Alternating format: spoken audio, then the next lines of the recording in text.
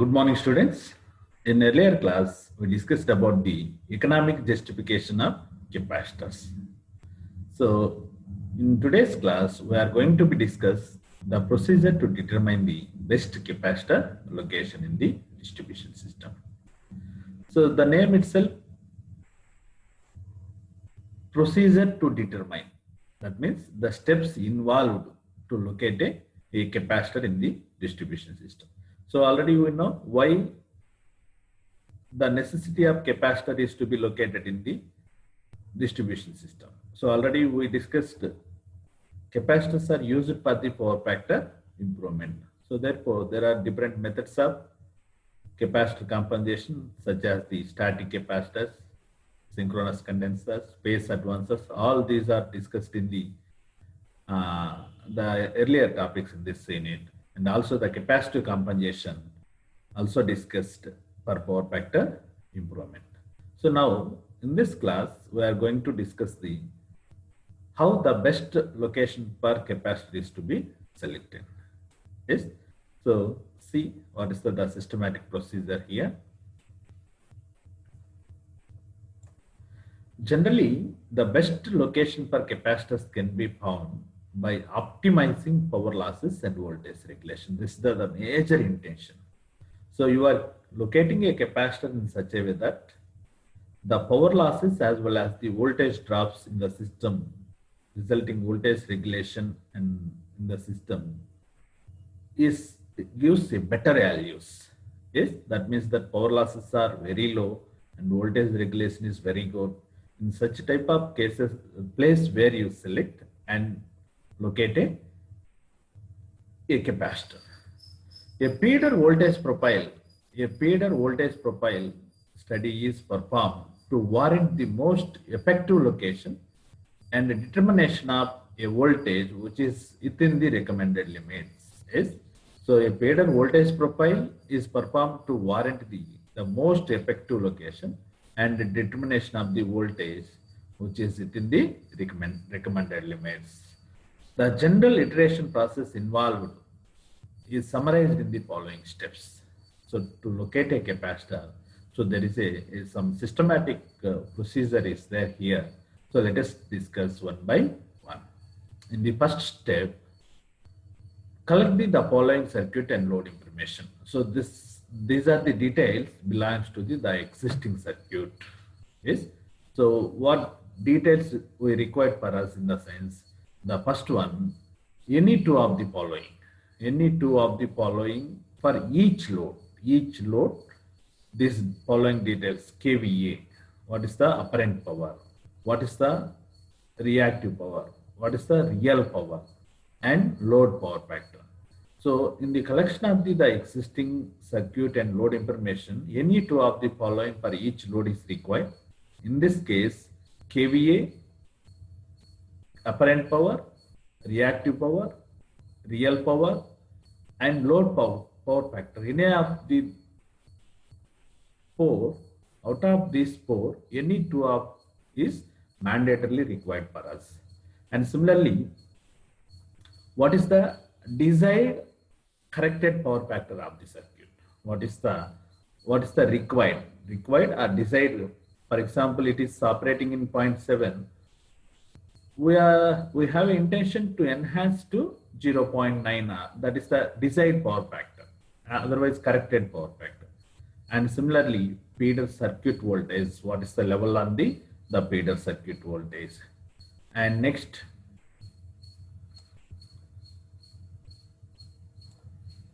a feeder circuit map which shows the location of loads and presently capacitor banks. See, so this is the preliminary step. This is the preliminary step. This step belongs to the preliminary details belongs to the existing feeder circuit.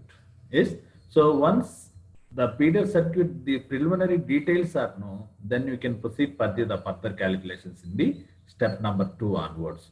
So in this regards, let us move for the step number 2, which is the determine the kilowatt load of the feeder and the power factor. So kilowatt. So initially in collection of the data, we are calculated all the individual consumers, say that real power, reactive power, or apparent power, or load power factor, and also the voltage level on the feeder. So every details are collected. So based upon that, that is data collected per individual load. But here he asked to calculate the kilowatt load of the feeder. Feeder in the sense total load is required. Determine the kilowatt load of the feeder and the power factor. Next, in step number 2, determine the kilowatts per kilowatt of load. That is the correction factor. Yes. So per kilowatt, how much kVAR is required? Yes. So determine the kilowatts per kilowatt. Yes. So that's the correction factor. To determine the kVAR's kVA kilovolt ampere reactives of capacitors required, multiply this correction factor by by total kilowatts of the feeder circuit. Yes.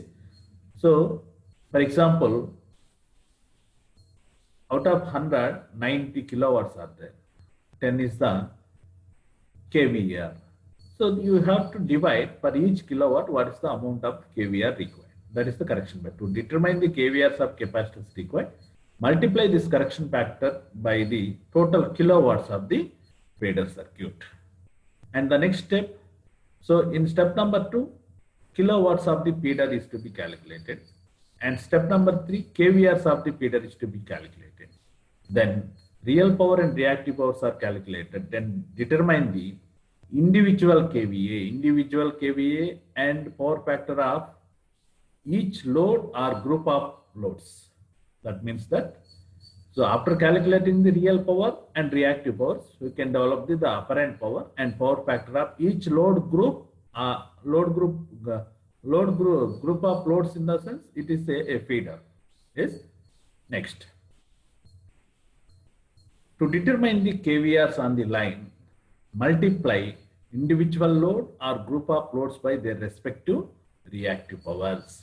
So while determining the kVARs on the line, multiply individual load or group of loads by their respective reactive powers. So after this, these are the preliminary calculations regarding the feeder. The step number 1, individual loads. Step number 2, real power, reactive power, and apparent power and power factors are to be calculated. Step number 2, 3, 4, 5 belongs to the feeder details. And in step number 6, you see here, develop a nomograph. Nomograph in the sense, so more than two variables are to be assessed in the same graph. Yes, that is nothing but a nomograph. Yes, different scale axis. You are using different scale axis in the same graph. More than 3 or 4 variables are to be used to determine what are some parameters. Yes, so develop a nomograph to determine the line loss in watts per 1000 feet due to the inductive loads. So what is the length you are consider per 1000 feet? Yes, determine the line loss in watts per 1000 feet due to the inductive loads. So tabulated in step number 4, that is the kVA and power factor, and step number 5, kVARs multiplied by the individual load. Multiply these line losses by their respective line lengths in thousands of feet. Repeat this process of all the loads and line sections and then add them to find the total line losses. So here what is the step number 6 describes, in the sense it evaluates the total inductive losses. It evaluates the total inductive line losses. Why? Because in step number 5, to determine the kVARs on the line, multiply individual load or group of loads by their respective reactive powers.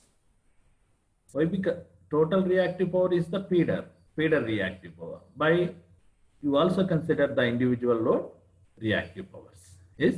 So from this, with the help of all the data, one nomograph is to be determined, which is having more than 3 or 4 scales in the same plot or same graph, and estimated every 1000 feet what is the inductive load. Yes.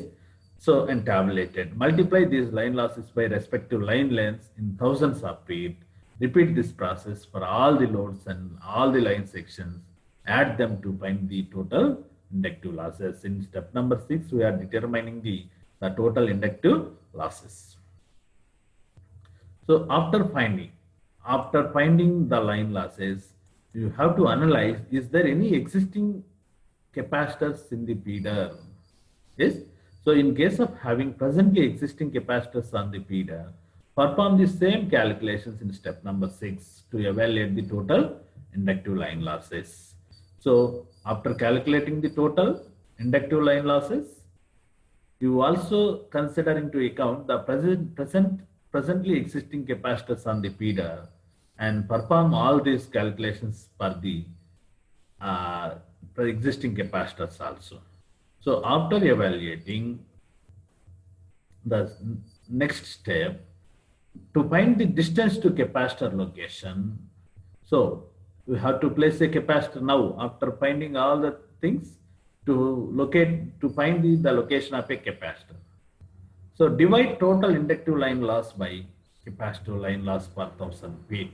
So see the ratio. Divide total inductive line loss by capacitive line loss per 1000 feet. If this coefficient is greater than the line section length, inductive line loss by capacitive line loss for every 1000 feet, this coefficient is greater than the line section length. So follow this step. Divide the remaining inductive line loss by capacitive line loss in the next section to find the capacitor location. Is if this coefficient is greater than the line section length, you can repeat this process. If this coefficient is still greater than the line section length, so you repeat step number 8. So it is greater than the line section length, in the sense it is the not optimal point to locate a substation, to locate a capacitor. Yes. So whenever it is less than the line section length will arise to place a capacitor. Yes. So see here, prepare a voltage profile and load analysis to determine the circuit voltages.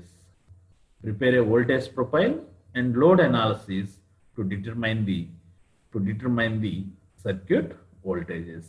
If the profile shows that voltages are inside the recommended limits, then the capacitors are installed at the location of the minimum loss. If not, then use engineering judgment to locate them for the most effective voltage control application. See here, this is the systematic procedure to place a capacitor. The procedure for placement, optimal placement of the capacitor here is, so there are 9 steps. In step number 1, collection of the complete data belongs to the individual consumers or individual loads.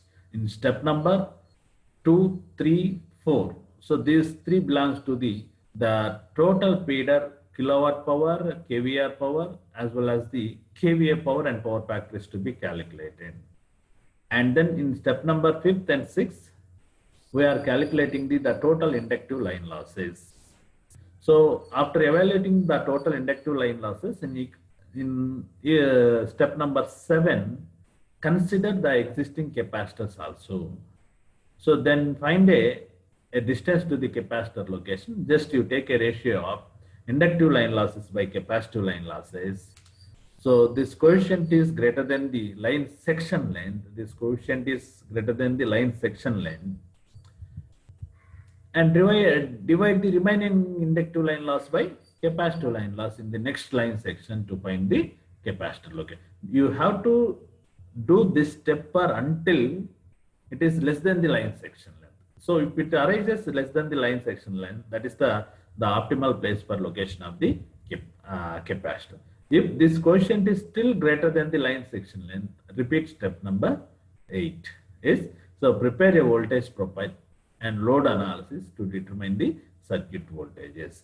If the profile shows that the voltages are inside the recommended limits, then the capacitors installed at the location of minimum loss where it arises.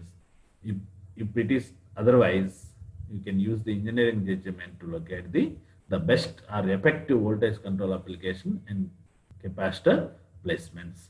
So with this, the theoretical part of the unit number 4 is over. and next class onwards we will go for the problems belongs to the capacitor capacitors. So thank you, Alan.